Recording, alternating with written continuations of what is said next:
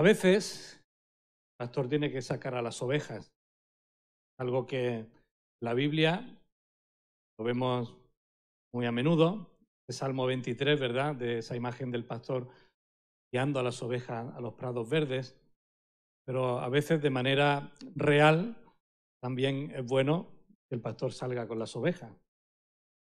Si me preguntáis, no tengo muy claro si todos son ovejas o había alguna cabra montés por ahí, o si el pastor se le ha pegado un poco de eso, pero hemos estado hermanos viernes por la noche hasta ayer por la tarde paseando por nuestra tierra y subiendo montes, visitando sitios de los que nos gustan patear y vamos solo 5 chicos, veréis y tampoco hay que hacer nada porque ojalá que en otro momento podamos hacerlo más de vosotros. Pero la cuestión, sabéis que cuando salen 5 hombres casados, ya no, chicos queda como demasiado, hombres casados, hechos y derechos, formales todos, pues siempre hay un temor. Y es a ver lo que nos va a pasar, que nuestras mujeres nos van a tirar. Sí o sí. Pues claro, estábamos allí, tampoco hemos hecho ninguna burrada, pero siempre estás con esa tensión, ¿no? Vas subiendo la montaña y escarpado y dices, voy a doblar. Yolanda, que el domingo predica. Sí, que yo lo sé. Así que con ese temor hemos estado todo el fin de semana y gracias a Dios no nos ha pasado nada. Justo ayer viniendo en el viaje de vuelta, a esto que ves un castillo en un pueblo, Soria. Oye, Ismael decía, ¿paro o no paro? ¿Cómo no vas a parar? Claro que tienes que parar. Así que paramos y paramos a echar fotos. Eso no tiene peligro ninguno, ¿no? Pues haces fotos, te vuelves al coche, pero volviendo al coche me resbalé en un escalón, esta pierna se me fue, esta se me quedó, así que este tobillo crujió y vi las estrellas. Así que después de tomar antiinflamatorio y de vendármelo, pues esta mañana cuando he tocado el suelo, y que he dicho, prepárame una silla. Por eso está esta silla aquí, porque en caso me canso y me siento. Pero pensando esta mañana en el tema de la predicación, estábamos en la tranquilidad de una de las charlas, alguno, no recuerdo quién, me preguntaba, oye, ¿te has terminado la predicación? Digo, bueno, esta noche antes de dormir me seguí haciendo y preparando las cosas, pero llegué a casa, lo paso limpio y ya. ¿Y de qué vas a predicar? Dije el Apocalipsis 2. Traje a la iglesia de Éfeso, que la iglesia había perdido el primer amor. Se hizo un silencio, creo que fue de 4 segundos, ¿verdad? Pero pareció una semi-eternidad. Porque los 5 que estamos allí conocemos de Éfeso. Esta mañana, cuando estaba repasando las notas, pensando en el tobillo y que si ponemos el púlpito, habéis visto un poco de movimiento por aquí, preguntándome el púlpito, la silla, el otro, me quedo. Estaba pensando esta mañana, qué cierto es el pasaje de mire quien esté fuerte, quien crea estar fuerte, mire que no caiga. Y digo, es verdad que he estado todo el viernes por la noche y todo el sábado en tensión, ¿verdad? De no caerte, de no hacerte daño, pero basta que te relajes un poco y te vayas a hacer una foto con el móvil, que te resbales en el sitio donde no ves y te caigas. Y espero que en esta mañana, dentro de todo lo que estamos hablando, de la necesidad que tenemos como hijos de Dios de exhortarnos unos a otros, de estar dispuestos a que el hermano o la hermana, si viene porque hay algo en tu vida que no esté bien y te dice, oye, cuídate de esto, o incluso cuando estamos todos y cada uno de nosotros leyendo la palabra, queremos que la palabra del Señor haga esa obra en nosotros. Espero que lo que vamos a meditar en esta mañana lo entendáis en esa línea. Mire quien esté fuerte, que no caiga. Porque a veces pensamos que esto va para otros, a veces podemos pensar de que, bueno, habrá elegido este pasaje porque algo está ocurriendo. Nada más lejos de la realidad y nada más cerca de la realidad.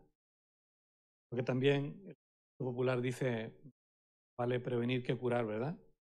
Y creo que este pasaje de Apocalipsis, este primer mensaje del Señor a una de sus iglesias, es uno de esos mensajes que debería estar rondando nuestra mente continuamente, nuestras vidas y nuestro corazón. Porque para la iglesia de Éfeso fue una realidad, pero para nosotros sigue siendo de vital importancia y de advertencia, de exhortación, para que no perdamos de vista lo que es la centralidad de la obra del Señor, la que quiere hacer en tu vida y en la mía y de la que quiere hacer en todos nosotros, iglesia. Por eso el título que he puesto a esta acción no puede ser otro que vuelve a tu primer amor.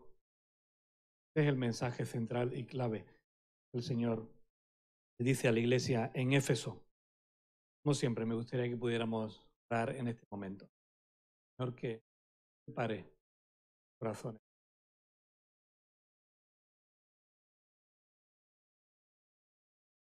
Señor, de nuevo quiero darte las gracias por poder estar aquí en esta mañana, por poder compartir, hermanos, lo que tú has puesto en mi corazón. Señor, darte las gracias porque tú proteges nuestras vidas, tú proteges también nuestra iglesia. Y quiero rogarte, Señor, que lo que vamos a estar meditando, que tú puedas, Señor, preparar nuestro corazón, disponerlo para recibir, Señor, si es corrección, si es ánimo, si es estímulo, si es advertencia. Señor, que tú nos hables a cada uno de los que estamos, de los que puedan estar siguiendo este culto a través de Internet, los que puedan escucharlo durante la semana. Señor, que esa obra, tu Espíritu Santo, quiera hacerla en todos y cada uno. Gracias también, Señor, porque tu palabra es la única que puede hacer eso en nuestra vida. Te pido para que tu Santo Espíritu esté obrando en nosotros. Te pido en nombre de Jesús.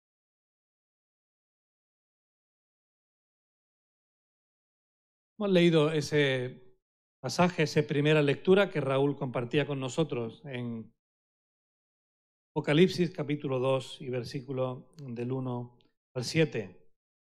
Es una realidad que cuando el Señor escribe, manda que se escriba este mensaje al ángel y en el contexto de las cartas Apocalipsis, el ángel es quien está velando y guardando a la iglesia, haciendo referencia posiblemente a sus pastores o a personas que están cuidando de ellas.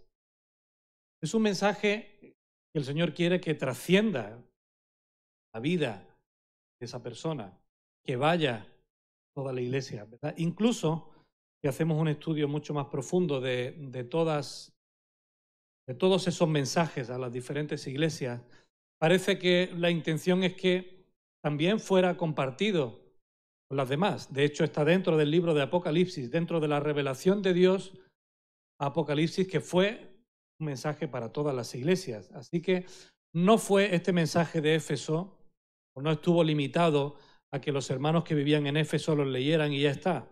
Ese mensaje de alguna manera era para todas las iglesias y van con un nombre determinado de una ciudad determinada. Así que cuando los hermanos de la Odisea están leyendo ese relato de Juan, están leyendo también lo que le dice el Señor a la iglesia de Éfeso. Nosotros normalmente, ya no solamente por la ley de protección de datos, sino también por mantener un poco la intimidad o la integridad de la iglesia, a veces tenemos miedo de que un mensaje que queremos que vaya directamente a nuestra congregación sea escuchado más allá, porque ¿qué va a pensar el que esté escuchando ese mensaje de nuestra iglesia? ¿Qué va a pensar de nosotros? Pues hermano, nada más lejos de la realidad. Ojalá este mensaje sea de utilidad para nosotros, ojalá sea de utilidad para cualquier persona que pueda llegar a escucharlo. En todos los mensajes, y leí el capítulo 2 y el capítulo 3, todos los mensajes que el Señor da a las iglesias comienzan diciendo algo positivo de esa iglesia. Empieza con una verdad, una declaración de principios que después miraremos. Después continúa alabando, dando gracias, reconociendo la tarea, la obra que esa iglesia en cuestión ha llevado a cabo. Después hay algo negativo, algo a corregir. El Señor quiere que se corrija. Después hay unas consecuencias que ocurrirán si la iglesia en cuestión no corrige eso que el Señor quiere que corrijan. Y al final acaba con una palabra de esperanza, una palabra de propósito, que viene precedida, muchos de los mensajes, por tiene oídos para oír, oiga. Esto va para vosotros. Como pastores, alguna vez, persona me ha, pastor, ¿esto lo has predicado por mí? ¿O parece que lo estás predicando por mí? Pues a veces dice, ¿para quién va a ser si no? Estás aquí, eres parte de la iglesia, el mensaje claro que es para ti, es para todos, pero claro que es para ti, ¿para quién va a ser?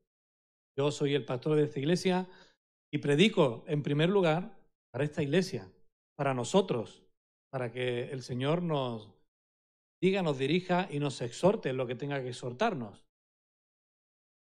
Pues los mensajes fueron dirigidos. Esta mañana de nuevo vuelve a ser dirigido para todo el que tenga oídos para oír. Oiga, ¿tienes oído? Esta mañana y estás aquí y oyes, ¿qué mensaje es para ti? Como también lo es para mí.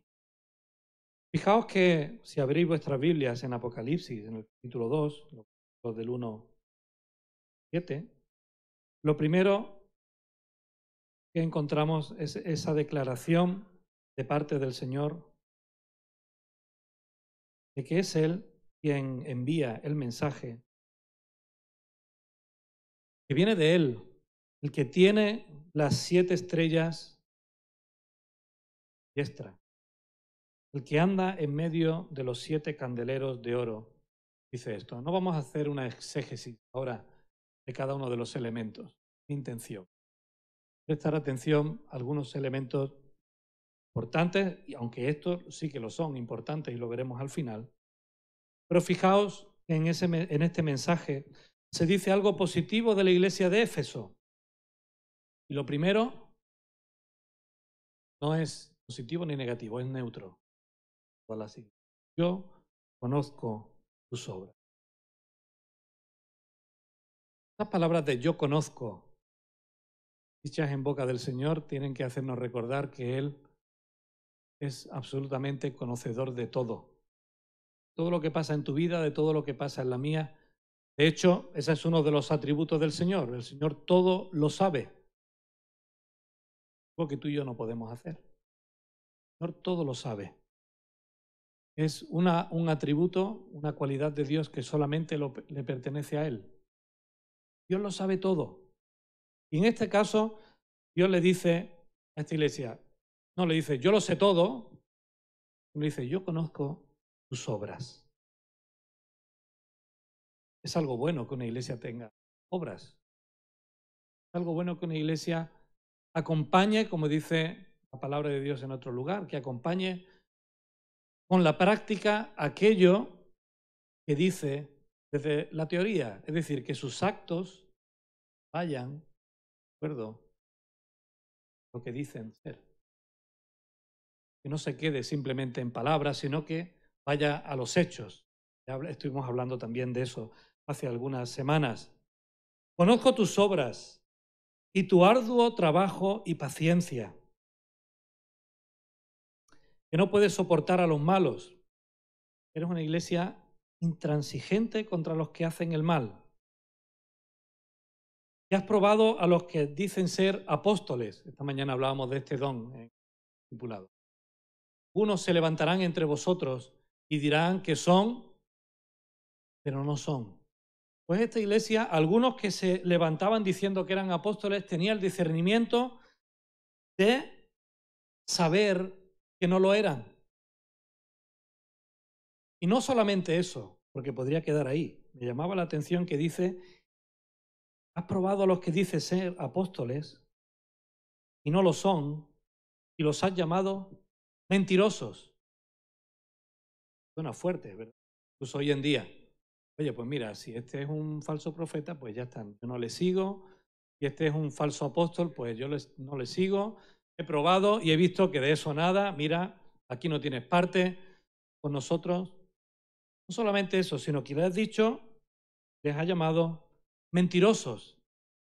Es decir, has tenido la valentía de hacer una denuncia pública de esa persona. Has tenido paciencia, de nuevo lo dice, en medio del sufrimiento. Has sufrido y has tenido paciencia. Y has trabajado arduamente por amor de mi nombre. Arduo trabajo, que habla de perseverancia. Y dice, y no has desmayado. Es decir, que está todavía, es una iglesia que está todavía desarrollando eso.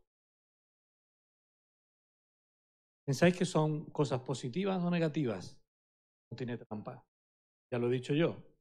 Son cosas positivas que está diciendo el Señor. No es que lo diga yo, es que lo dice la palabra. ¿Verdad? Están encuadradas dentro de esa lectura positiva que Dios hace de ella. Pero sin embargo, y un pero, al versículo 4. Pero tengo contra ti. Son palabras duras. Tengo contra ti no es simplemente, oye, mira, esto tienes que corregirlo, oye, a ver si te pones las pilas, oye, a ver si... No, no. Tengo contra ti. Es algo que el Señor está denunciando con firmeza a la iglesia. ¿Y qué es eso que está denunciando? Que has dejado tu primer amor. Y sí me voy a parar, pero un poco de exégesis. Porque el verbo dejar, y si tenéis alguna otra versión bíblica, pues podéis leerla, incluso ahora mismo, si queréis. Y veréis que algunas traducen por abandonar, otras pueden decir repudiar, y yo me estoy centrando en el original griego, lo que ese verbo significa en diferentes momentos. Y puede significar también por esa acción de dejar, abandonar, repudiar, despedir, divorciar, dejar atrás o rechazar. No es solamente el hecho de dejar, como que ahí se ha quedado, sino que tiene en cada una de estas acepciones una gran carga de voluntariedad. Es decir, abandonar no es un descuido, ¿verdad? De hecho, en Primera de Juan dice, cualquiera que abandona a su hermano, ¿recordáis ese pasaje?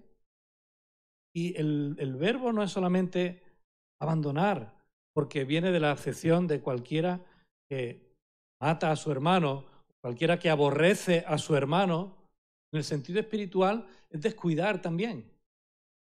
Y aquí se nos habla de esa voluntariedad de abandonar, repudiar, despedir, incluso la carga de divorciar, que tiene que ver con romper una relación, dejar atrás de una manera también consciente o rechazar. Así que dejar el primer amor no es simplemente que, oye, se te ha olvidado lo más importante. ¿Qué? Has olvidado, pero es que conscientemente lo has ido abandonando. Lo has rechazado. Lo has dejado de lleno. Y eso que has dejado de lleno es el primer amor. Si vais e investigáis, tenéis libros de comentaristas bíblicos o un libro de estudio bíblico de Apocalipsis, ya os advierto que vais a encontrar dos posturas acerca de qué significa el primer amor. Algunos estudiosos lo aplican al amor entre la comunidad y hacen una lectura de que lo que la iglesia estaba abandonando era el amor a los hermanos. Estaba dejando de haber cierta sintonía dentro de la fraternidad de la iglesia. Y hay otros comentaristas que apuntan a que lo que la iglesia ha dejado, ese primer amor, es el amor a Dios. tiene ese eco en el primer mandamiento. Yo he estado ahí contrastando. Mi postura siempre ha sido la segunda, en lo que la Iglesia estaba abandonando el amor a Dios. Pero también me cuadra el hecho de que la Iglesia estuviera abandonando el amor fraternal los unos por los otros. ¿Sabéis cuál ha sido mi conclusión? Me da igual el amor que la Iglesia haya estado abandonando. ¿Sabéis por qué? Porque el gran mandamiento es: amarás al Señor tu Dios todo tu corazón, con toda tu alma, con toda tu mente y con todas tus fuerzas. Y el segundo, hemos leído, que dice, es semejante a este mismo: amarás a tu prójimo como a ti mismo. Así que si amas a Dios, voy a girar mucho por el tobillo, si amas a Dios con todo tu corazón, vas a amar al hermano con todo tu corazón. Si no amas al hermano con todo tu corazón, porque no estás amando a Dios. Aún así me reafirmo por la exégesis bíblica cuál es ese amor que la Iglesia ha. La palabra primer, sabéis que primero, o algunos lo sabéis, hay dos palabras griegas que se usan para decir primero. Una es próteros, que es el primero en orden, el primero de la fila, el primero de la cuenta, ese es el próteros. Y después está el protos. Está también el primero, pero no en un orden cronológico o en un orden temporal, sino en un orden de importancia. La palabra que usa Apocalipsis, la que usa este mensaje del Señor, es protos, que significa el principal amor, el más distinguido amor, el más importante amor, el más prominente, el amor de más calidad. Ese es el que has perdido. No hay mayor amor que podamos tener que el amor. Y que, permitidme la salvedad, de que sea cual sea el tipo de amor que esta iglesia ha perdido, al final es el amor a Dios el que ha perdido. También la exégesis bíblica nos apunta a que el primer amor que había perdido esta iglesia es el amor a Dios sobre todas las cosas. Había abandonado la importancia de amar a Dios. Rápidamente la pregunta que nos salta, por lo menos a mí, es: ¿se puede servir, trabajar arduamente por amor a Dios? Porque esas son las palabras que utiliza Jesús, este mensaje. Trabajado arduamente por amor a Dios. ¿Se puede trabajar arduamente por amor a Dios, pero abandonar el amor a Dios? Sí, me estoy siendo muy rebuscado. ¿Se puede trabajar arduamente por amor a Dios y decir: yo esto lo hago por amor a Dios y trabajo por amor a Dios y toda esa limpieza teológica la hago por amor a Dios y todo ese cuidado por los demás, de servir arduamente a los demás, lo hago por amor a Dios, pero estar abandonando el amor a Dios? ¿O de la manera que trabajo por amor a Dios demuestra que amo realmente a Dios?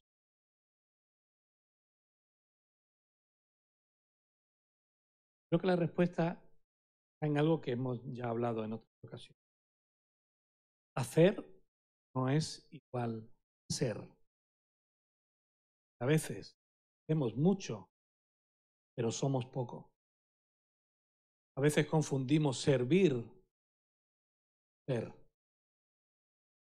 A veces pensamos que eso de pensar en una persona, cuando pienso en una persona que no ha abandonado el amor a Dios, ¿cómo la visualizo? ¿Que trabaja mucho o poco en la iglesia? ¿Que está involucrado en uno, en dos o en cuatro ministerios? Cuando pienso en lo que Dios espera de mí como hijo suyo, lo primero que me viene a la mente es que le sirva. Cuando el pastor o cualquier hermano habla acerca del compromiso con el Señor, lo primero que entiendo es que ya el pastor me va a meter el mensaje de que tienes que servir más en la iglesia. Pues si esa es tu forma de pensar, estás equivocado. Y si alguna vez ha parecido que es mi forma de hablar o de predicar, Entonces me he equivocado transmitirlo. Porque abandonar el amor a Dios es mucho más que no estar trabajando.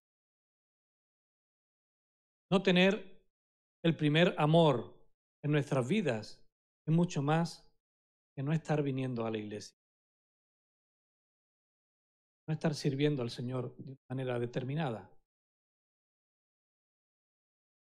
Ahora entraré al detalle, pero son las consecuencias. ¿Qué es lo que tenemos entre manos? ¿Qué nos estamos jugando como personas y como iglesias? ¿Lo leéis en el versículo 5? Recuerda, por tanto, de dónde has caído y arrepiéntete y haz las primeras obras. Pues si no, vendré pronto a ti y quitaré tu candelero de su lugar si no tuvieses. Candelero tiene que ver con luz, ¿verdad? A eso estaban los candeleros. Recuerda que en la introducción hemos visto que Jesús se identifica como aquel que tiene las 7 estrellas en su diestra,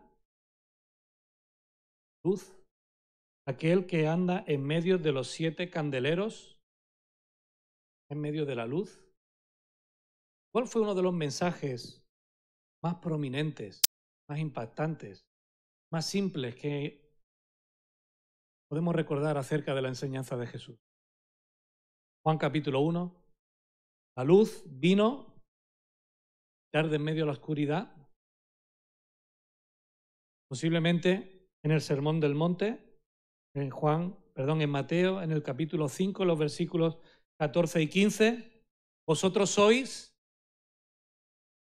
lo que sois? La luz del mundo. Una ciudad asentada sobre un monte no se puede esconder. Ni se enciende una luz y se pone ¿dónde? Bajo de la mesa, bajo del almud, sino sobre el candelero. Se enciende la luz y la pones en el candelero. ¿Para qué? Para que alumbre a todos los que están en la casa. Pues el Señor está diciendo, es que si tú no te arrepientes, lo que voy a hacer es que te voy a quitar el candelero. Voy a dejar que dejes de alumbrar a todos los que están en la casa. ¿Sabéis dónde está la iglesia de Éfeso hoy en día? Debería estar en Éfeso, ¿verdad? Sí, la iglesia de Éfeso sigue en Éfeso. O sea que no le ha removido de lugar. El problema es dónde está Éfeso. Y Éfeso es una de las grandes ciudades destruidas, arruinadas y perdidas. Si queréis visitar Colosas, podéis ir a Colosas. Si queréis visitar Atenas, podéis ir a Atenas. Si quieres visitar Éfeso, lo que vas a visitar es un montón de ruinas. Yo estuve en Viena y en Viena hay parte del Museo de la Música. En el sótano está el Museo de Éfeso. Un montón de reliquias, de ruinas tomadas de allí. Hay otros lugares del mundo donde también hay ruinas de Éfeso. Pero Éfeso como ciudad ha desaparecido. Hermanos, esto tiene que hacernos, a mí me hace pensar, porque una iglesia que fue fruto de la predicación de Pablo, mayúsculas, el apóstol Pablo, una iglesia que tuvo la bendición de que Pablo, cuando no podía estar allí, le enviara a uno de sus siervos más amados y fieles. ¿Recordáis su nombre? Timoteo. Cuando leáis primera y segunda carta de Timoteo, recordad que Timoteo fue puesto por Pablo para corregir lo deficiente, para poner en orden la iglesia, para ser el pastor de esa iglesia en su ausencia. Una iglesia que había mamado la enseñanza de la palabra de Dios de dos de los mejores pastores que podemos encontrar en las Escrituras. ¿Y dónde está hoy? Nowhere. En ningún sitio. No está. Ya no existe. Ya ha dejado de brillar. A veces pensamos que las profecías del Señor solamente tuvieron cumplimiento en el Antiguo Testamento. Se llevó a su pueblo a Babilonia, Reino del Norte, año 722, dejó de existir, Reino del Sur se fue a Babilonia, después el Señor lo rescató, después vino, Apocalipsis fue escrito en primer lugar para sus oyentes en su tiempo. Y el Señor dio una seria advertencia a esta iglesia. No te arrepientes, si no vuelves a tener y a vivir y a hacer las primeras obras, voy a quitar de ti el camino. Vas a dejar de iluminar. Por muy duro que parezca, y fue. Dejó de iluminar. Si pensamos ahora que la carta, libro a Apocalipsis, fue escrita para los lectores primeros, pero también para nosotros, entonces eso aumenta el riesgo y el peligro de que esa enseñanza Dios quiso que quedara para ti, para este.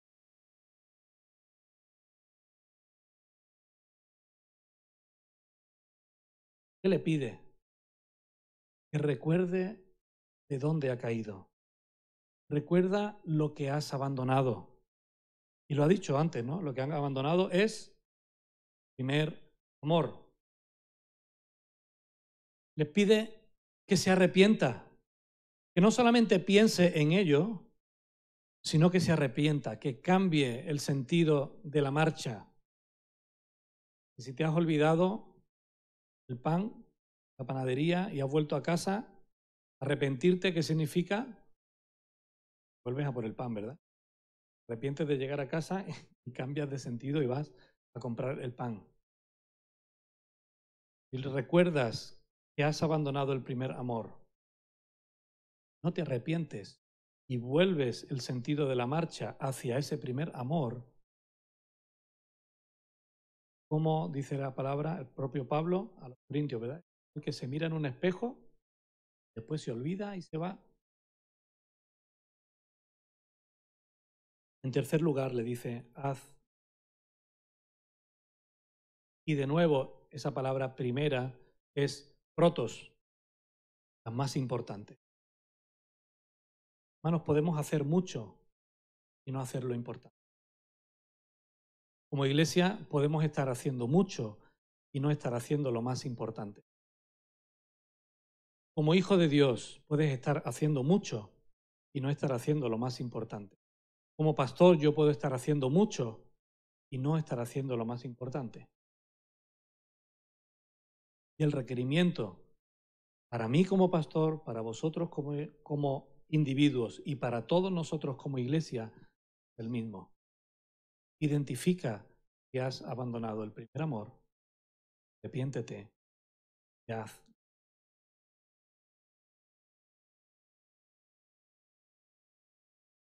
¿Cómo no se abandona el primer amor? Una herramienta tendremos que darnos, ¿verdad? Para que cuando identifiquemos, sepamos lo que tenemos que hacer. Pues mira, hermanos, alguien que ama a Dios por encima de todas las cosas, en primer lugar, es alguien que resiste firmemente el pecado. Se puede servir al Señor y no vivir en santidad. Lo digo por experiencia. Podemos tener una fachada farisaica, que los demás ven una cosa, pero lo oculto. Pero recuerda, es el Señor el que dice, yo conozco tu. Conmigo no puedes. Hermanos, podemos vivir pensando que ser cristiano, que ser miembro de esta iglesia, es hacer cosas. Y vivir, a mí, yo bien pueda, o bien me parezca. Recordaba a Daniel, del Antiguo Testamento. No era de la iglesia naciente, él era del Antiguo Testamento. Y sabéis que Daniel tuvo que pasar mucho. Pero una de las pruebas, posiblemente una de las pruebas que más testimonio nos dan de la vida de Daniel, Es cuando tuvo la tentación, cuando ganó el reconocimiento de el que era el número uno, cuando ganó su confianza, cuando Dios le había dado sabiduría, cuando Dios le había colmado de bendición, había permitido que saliera de la cárcel. Su vida fue una. Pero aquí estaba en el punto de mira. La tentación la tenía dentro. Llegó el momento en el que la prueba personal estaba ahí.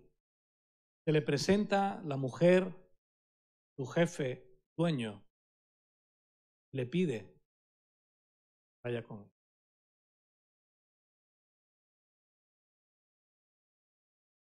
Daniel, perdón. José, tenemos que retroceder. ¿Opinamos un poco? José, vendido por sus hermanos. Cuando llega ese momento crucial en el que él está disfrutando de que se ha puesto en eminencia, viene la mujer de su vente conmigo. ¿Quién no le dice, mira, no eres mi tipo? Mejor no, es el momento. Bueno, quedamos más tarde en otro sitio y ya veremos. Él dice, no hay otro mayor que yo en esta casa y ninguna cosa me ha reservado sino a ti, por cuanto tú eres su mujer. Yo creo que podríamos todos admitir eso, ¿verdad? El caso de hombres y mujeres. Pero ¿cuál fue la declaración mayor que José hizo? ¿Cómo pues haría yo este grande mal y pecaría? No es contra tu marido, no es contra ti solamente, es contra Dios.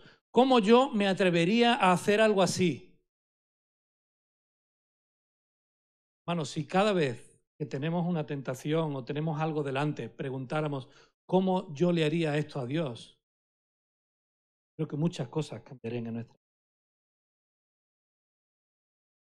Pero vivimos en la laxitud día a día y de que no pasa nada. A veces sabemos que algo está mal y lo hacemos. Bueno, ya. Mal. Ya que vamos a pecar, pequemos bien.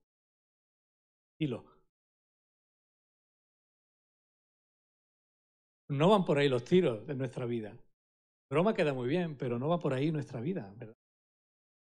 A Dios le desagrada el pecado y a ti, a mí, si tú estás viviendo sin una conciencia de que estás atentando contra Dios, tú no estás viviendo en Él. Si tu vida está presidida por el temor de Dios y por vivir en santidad y ser santo como Él es santo, tú estás viviendo. Salmo 139, 1 al 3. Nuevo el Antiguo Testamento, los últimos versículos del capítulo 23 y 24. Oh Señor, tú me has examinado y me has conocido. Tú has conocido mi sentarme y mi levantarme. Has entendido desde lejos mis pensamientos. Has escudriñado mi andar y mi reposo, y todos mis caminos te son conocidos. Ese es el Dios tuyo y ese es el Dios. Más nos vale tener esa conciencia de Dios. Y al final, ¿qué es lo que dice el salmista? Examíname, oh Dios, conoce mi corazón. Pruébame y conoce mis pensamientos y ve si hay en mí camino de perversidad. No solamente eso, guíame por el camino eterno. El salmo debería estar de continuo, porque esa es la disposición que Dios quiere que tengamos. En segundo lugar, no se trata solo de vivir en santidad. Por ahí se empieza, por querer rechazar el pecado en tu vida con todas tus fuerzas. Tienes que cultivar. Ahí está la clave de si podemos servir y hacer cosas por amor a Dios y abandonar el amor a Dios. Claro que sí. Yo puedo decir que trabajo todos los días porque amo a mi familia. Sin embargo, no querer estar en casa, ¿cierto? No querer pasar tiempo con estoy descuidando de ellos, por mucho que yo diga que trabajo para... Bueno, solo quien se alimenta de lo que otros dan. Un ratito aquí el domingo cuando venimos a la escuela local y escuchamos al pastor o al predicador, se está desnutriendo. ¿Por qué hay tantos adultos inmaduros? Estaba yo esta mañana. ¿Por qué hay tantos jóvenes que no maduran? Que no tienen comunión diaria con Dios. Píntalo como quieras, dale las vueltas que quieras, pero a mí no me bajas de ese burro. Si no estás madurando es porque no tienes una comunión diaria con el Señor. Échale la culpa a la iglesia, échale la culpa a las estructuras, échale la culpa a los modelos, échale la culpa a la historia, échale la culpa a lo que pasó hace 5 años, échale la culpa a lo que quieras, pero tú no estás madurando porque no tienes una relación personal. A veces me asombro de escuchar la coherencia, entre comillas, o la aplicación bíblica, teológica, espiritual, de personas que llevan toda la vida en la iglesia. Tus preguntas, lo está preguntando. Análisis rápido, tú llevas todo tiempo en la iglesia. Preguntando esto. Las dudas, las conclusiones. ¿Cómo es posible que una persona que lleva 30 años en la iglesia piense de esta manera? O tenga todavía esta duda. O me salga por aquí con esto que sería de párvulo. La palabra que me aparece en grande es pobreza. Pobreza espiritual. Porque tampoco interiorizamos lo que el Salmo 42 dice. ¿Conocéis ese salmo? Tiempo. Siervo brama por las corrientes de las aguas, con esa sed, con esa intensidad, con esa necesidad de que si no lo haces te mueres. De esa misma manera, así clama, oh Dios, el alma mía. Mi alma tiene sed de Dios, del Dios vivo. ¿Cuándo vendré y me presentaré delante de Dios? Porque no tengo miedo de lo que el Señor pueda decirme, es que es mi necesidad. Es que llevo toda la semana tan atareado, yendo para arriba, para abajo, visitando, haciendo con el ensayo del grupo de alabanza, con esto, de lo otro, ¿qué tal? Si llega el domingo y el lunes y la otra semana y tú no sientes esa necesidad de buscar al Señor, de apartar ese tiempo, de orar, de leer la palabra, tú estás muerto espiritualmente. Tú has abandonado el primer amor. Estás haciendo mucho, pero estás siendo poco. Estás confundiendo totalmente los términos del contrato, del pacto de Dios. Das al Señor tu Dios todo tu corazón, con toda tu alma, con toda tu mente y con todas tus fuerzas. Le honrarás y le servirás. Pero no le servirás, no trabajarás antes de amarle. No desarrollarás mejor tu ministerio antes de amar o sin desarrollar tu faceta de amor por el Señor. Eso le dijo el Señor a sus discípulos. Juan capítulo 15. Yo soy la vid y vosotros los pámpanos. Y estoy usando, por si no os dais cuenta, pasajes hiper mega archiconocidos. No estoy rebuscando en las profundidades de la Biblia. Estoy sacando incluso canciones que hemos cantado para que veáis lo fácil que es saber las cosas, después no escucharlas, abandonarlas. Yo soy la vid y vosotros los pámpanos. El que permanece en mí y yo en él, lo sabéis, ¿verdad? ¿Qué dice? Este lleva mucho fruto. ¿Por qué? Porque separados, ¿recordáis la acepción del verbo? Que hemos dicho, verbo que dice, has dejado el primer amor, te has separado, lo has abandonado, separado de mí. Nada podéis hacer. Así que en primer lugar, está resistiendo firme pecado en tu vida, no estás abandonando el primer amor. Si estás cultivando esa relación con el Señor íntima cada día, si hay un día que no lo haces y el día siguiente dices, no por cumplimiento religioso, sino que no he leído la palabra y lo necesito. ¿Entiendo? Primer amor. Pero hay una tercera parte, que ya la intuís y la sabéis. Que está en vas a ti mismo. Y es siendo parte de la vida de los hermanos.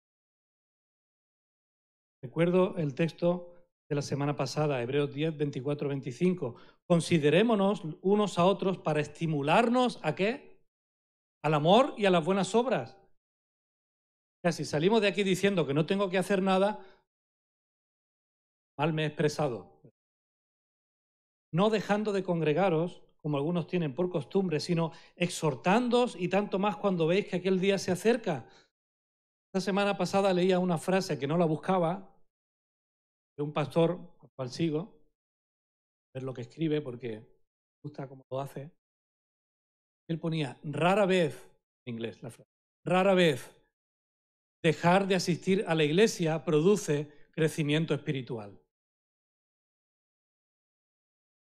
No sé si estáis de acuerdo, pero yo lo había repetido. Rara vez dejar de asistir a la iglesia produce crecimiento espiritual. ¿Por qué? Porque es imposible amar a los demás sin estar con ellos. Da igual que sea en esta iglesia o en sea que te quieras reunir, pero reúnete, de creyente. Busque compares y luego mejor. Si queréis hacerlo, no estoy de acuerdo con eso, pero si queréis hacerlo, me da igual, pero si no quieres reunirte aquí, reúnete en cualquier otro sitio. Si se te está enseñando la palabra, si puedes servir y puedes crecer, prefiero que estés allí a que te quedes en casa viendo el culto por internet. ¿Por qué? Porque entonces vas a perder el primer amor, que pasa por todo lo bueno que la iglesia de Éfeso tenía. Estás perseverando, estás trabajando arduamente. A pesar de las pruebas, ahí estás. Y viene uno y dice que es apóstol y tal. ¿Tú dónde vas? Espérate que te voy a probar. No, tú eres un mentiroso. Tú de aquí, fuera. Eso en casa no se hace. Quedándote en casa no se hace. Por eso, hermanos, el pasaje de Hebreos es mucho más que venir a la iglesia. No dejando de congregarte, que esa no sea tu costumbre. ¿Pero por qué? Porque hay que venir. Porque hay que fichar. Los que estáis trabajando y os han puesto que tenéis que fichar en el trabajo. Porque eso es lo que hay que hacer para que me vean, para que se vea, para que... Olvídate de eso. Si vienes aquí es para ser parte de la vida de los demás. Si vienes a la iglesia es porque eres consciente, como recordaba esta mañana, de que sí somos guardianes de nuestros hermanos. Caín, cuando el Señor le preguntó ¿dónde está tu hermano?, ¿qué fue lo que le respondió? Eso soy yo, guardián de mi hermano. Él sabrá, pues hermano, tú y yo sí somos guardianes de nuestros hermanos, de los que estamos aquí. Y por eso estamos hablando de exhortarnos, porque si un hermano se desvaría, se le va la pinza o hace lo que no debe, tu responsabilidad no es publicarlo en Facebook, es ir al hermano y decirle, ¿qué te pasa? ¿Qué problema tienes? ¿Por qué no vienes a la iglesia? Cuidar de él, porque si el hermano cae, la iglesia cae. Tú eres responsable de que él esté cayendo, de que tú y yo, todos.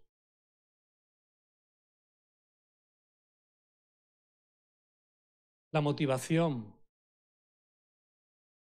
que el autor a los hebreos da para que eso se haga es recordar que aquel día se acerca. Es curioso que algunas personas cuando piensan en aquel día se acerca, lo que le entra es el miedo. Ay, que el día se acerca, que el día se acerca. Entonces me tengo que poner a leer más la Biblia, me tengo que poner a leer no sé cuánto, me tengo que poner a hacer esto. Y después le pregunta, ¿qué estás haciendo? Es que estoy súper liado. ¿Qué te ha servido de nada? Miedo a que el día se acerca, no. Lo que tienes que tener es el ánimo y el estímulo de que nos queda poco tiempo y que tenemos que seguir constantes en la tarea que el Señor ha puesto en nosotros. ¿Por qué? Si no, la gente se va a seguir perdiendo. Porque si no, tu candelero va a ser quitado y vas a dejar luz en medio de la oscuridad. Para eso. Cuando recordamos la iglesia en Hechos capítulo 2, dice que todos los que habían creído estaban, ¿recordáis? ¿Cómo estaban? Juntos. ¿No te dice nada eso? La iglesia del Nuevo Testamento ¿iba y hacía qué? Estaban juntos. Si no estuvieran juntos, el poder de Dios no se habría manifestado. Estaban juntos. Estar juntos era parte esencial de sus vidas. No porque el Señor lo hubiera mandado, es porque querían estar juntos. ¿Cómo sabemos eso? Por lo que dice después. Estoy leyendo en Hechos 2, 44 al 47. Y tenían todas las cosas en común. Podemos estar juntos, tener nada. Vendían sus propiedades y sus bienes y los repartían a todos según la necesidad de cada uno.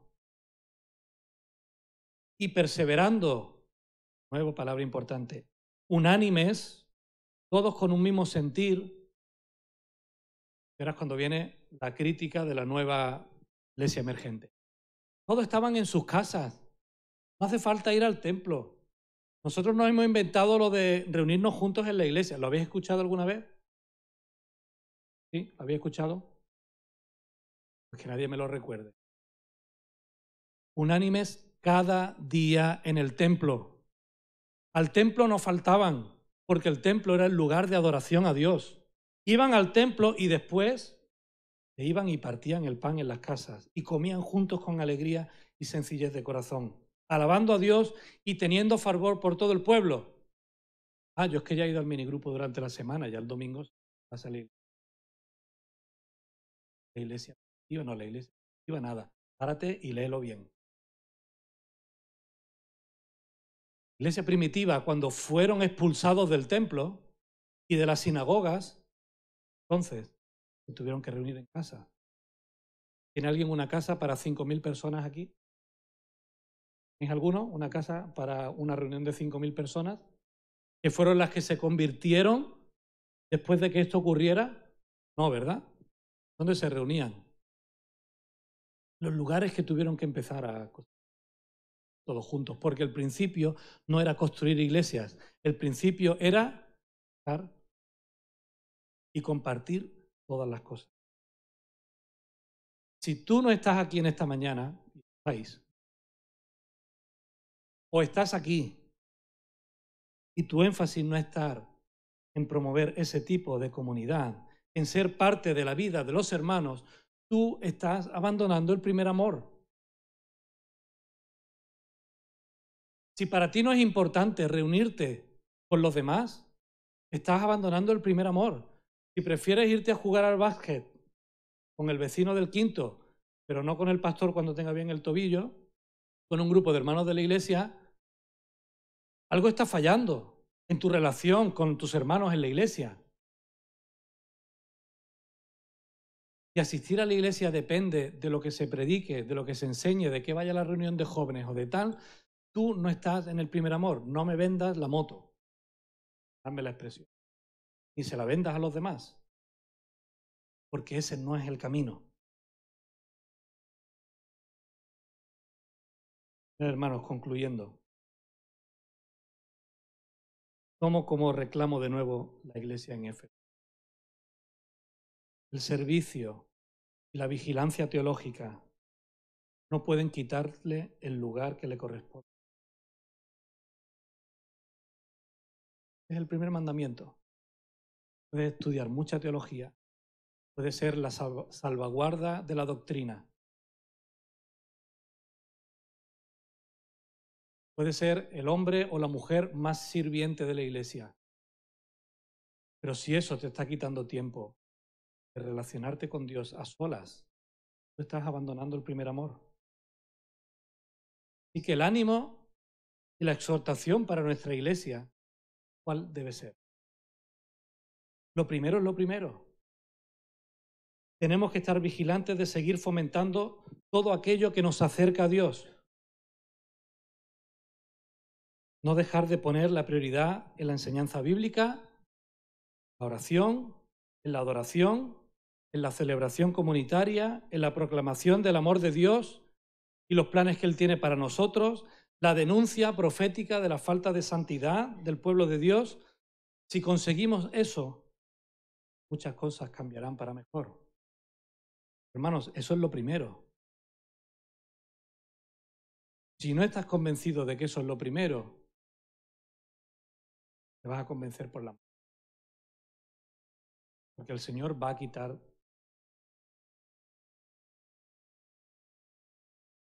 Otro comentarista que leía el viernes por la noche. Ya puedes dejar el amor de Dios de lado. Irá siendo, serás una iglesia. Tienes que cambiarle el nombre. Tienes que ponerle asociación, valores cristianos. Tienes que ponerle comunidad del Espíritu Santo ausente.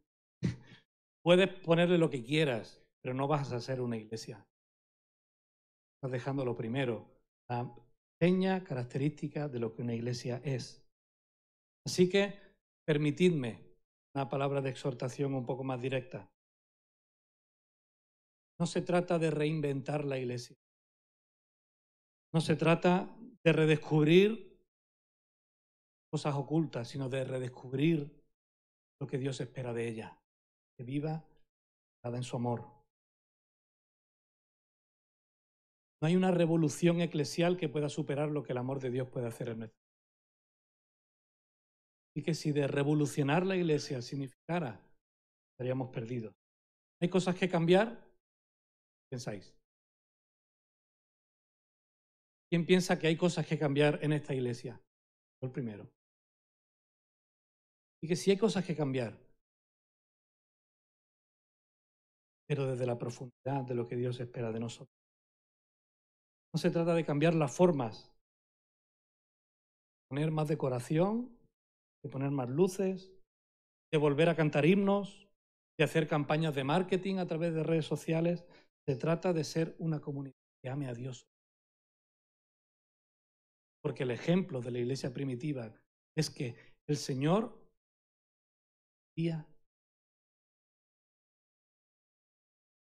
¿Quieres que esto se llene de gente? Amando a Dios sobre todas las cosas. Cumple con no permitir el pecado en tu vida. Cumple con querer formar parte de esa comunidad. El Señor va a empezar a traer.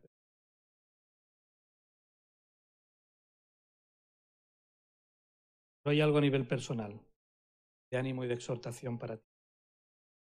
Tenemos que seguir descubriendo el corazón de Dios. Tienes que evaluar, decirle a Dios que son de tu corazón.